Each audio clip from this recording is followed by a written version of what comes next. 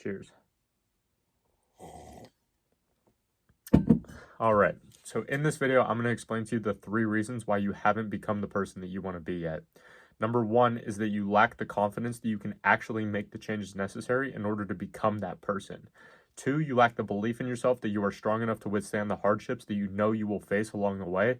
And 3 is your environment. All right, so I'm going to break all these down and give you some practical things to do so that by the end of this video, you will know exactly why, what, and how to become the person that you have always wanted to be.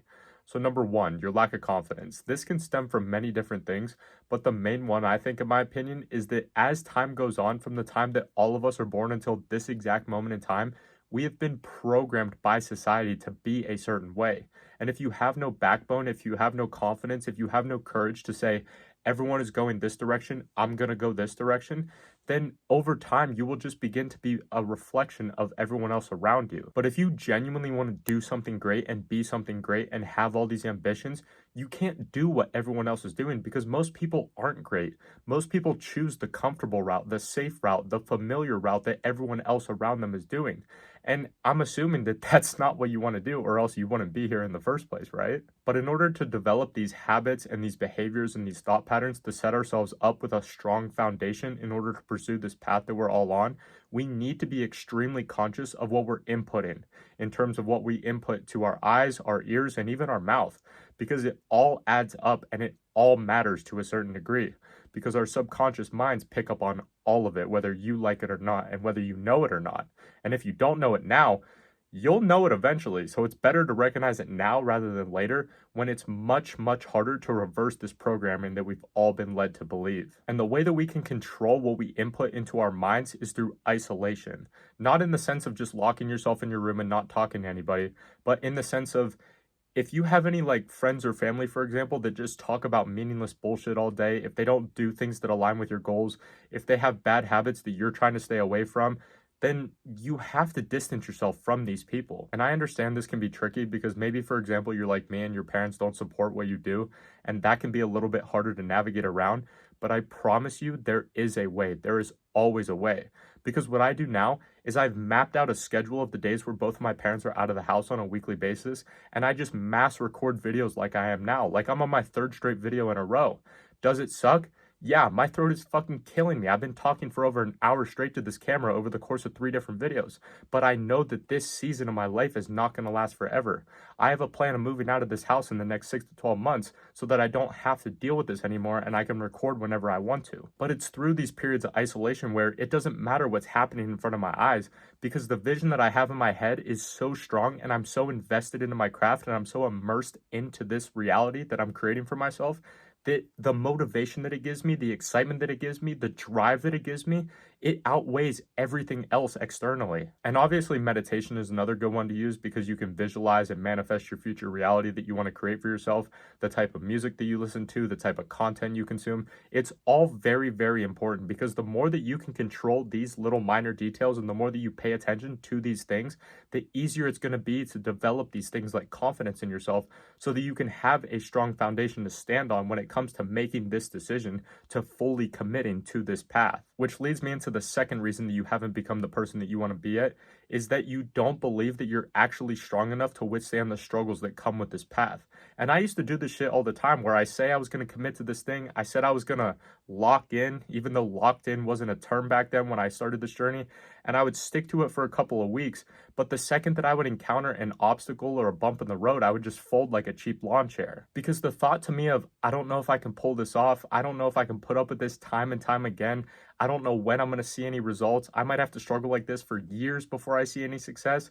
I don't know if it's going to be all worth it. What if I put myself through all this pain and struggle and hardship for nothing in the end? Like, all of these thoughts that come up into our minds during these hard times result in us losing belief in ourselves. And if you don't have belief in yourself, if you have nothing to stand on, which is why the first reason is so important about building confidence, because the more confidence that you build in yourself, the more belief that you will have that you can actually do it. That's why the third reason is so important, which is your environment. And like I said, I understand that there are certain cases where you can't directly affect your environment and change where you live because of your financial capabilities or the job you currently have or your age or whatever it might be. And in that case, that's where the first two things that I mentioned come into play, which are isolation and visualization. Because if you can really become in tune with your mind and become comfortable with spending time in your own thoughts, you can use it as a tool to essentially teleport yourself into your dream reality. And I know that might have sounded crazy or weird, but if you've been meditating and visualizing consistently for a while now, you know exactly what I'm talking about. Because if you think about anyone who has invented something or created something revolutionary, for example, it all started with their imagination. They had an idea or a thought, and over time, as they molded this thought, the more that they painted the picture and added more detail to it, the more that they immersed themselves into it, the more real it became until it became what we know it as today. And that is exactly what we can do with our environment. If you're somewhere right now like I am and you can't change it and you don't have any control over it and it's currently limiting your ability to be creative and productive, you have to remove these limiting beliefs from your mind and get yourself into a headspace that is motivating and driven. But having that strong vision of where you want to go and who you want to be has to come first, because it will be your beacon. It will give you direction and it will allow you to decide what is right and what is wrong for you and for the path that you're currently on. And to expand on this, your environment also consists of your friends, because we've all heard the saying that you're the sum of the 5 people that you spend the most time with.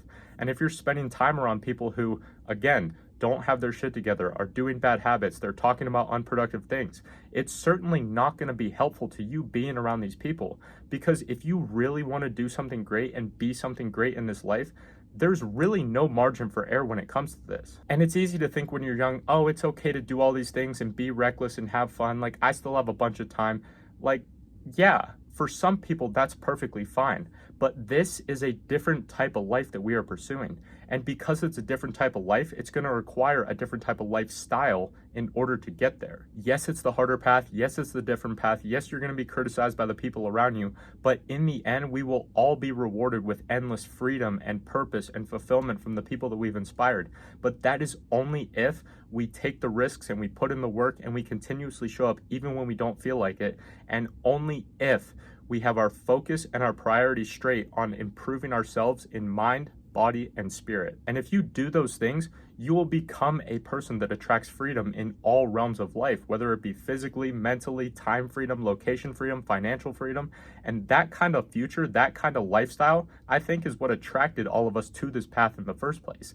Because it's not just money. Like, obviously, money is great because it helps us do more things, but it's much deeper than that. People that get to the end of this path don't get there because they're just money hungry, because that's not enough. The people that get to the end of this path would never have had the grit or the resilience or the longevity or the sustainability to get there if they were just money hungry.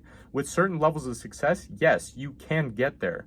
But what I'm talking about here, it's not enough, which is why you need to prioritize the people that you spend time with and the things that you spend your time doing, because all of it matters, especially when you're young. And I think our brains stop developing around the age of 25 or something like that. And the older you get, the harder it becomes to change. And I'm 24, so I technically only have a year left, which is why if any of you listening right now are younger than me, I beg you, do not waste these precious years like I did, because you have the one thing that I will never get back, which is time. That's why it's so important to adopt these good habits and program your subconscious mind to work in your favor now rather than later. And you can't do that if you're reckless with your time and you're reckless with what you spend your time doing. But if you focus on improving these 3 things, you will become the person that you want to be. Yes, it's going to take time. Yes, you're going to have to be patient. Yes, it's going to be hard at times, but find joy in it. Find joy in the process and cherish the present moment, because it's easy when you're so focused on the future to take the present moment for granted, which is something that I struggle with a lot. But it's still extremely important, because the present is realistically all we have at the end of the day. Tomorrow is not guaranteed for any of us. But if you can find that balance of still being goal-oriented, driven to your purpose, and motivated to improving yourself each and every single day while still remembering to be in the present moment and cherish the present moment, that's the balance that I think you need, and that is exactly where I think you need to be. But thank you for listening to me today. I hope you found this one valuable, and I will see you in the next one, my friend.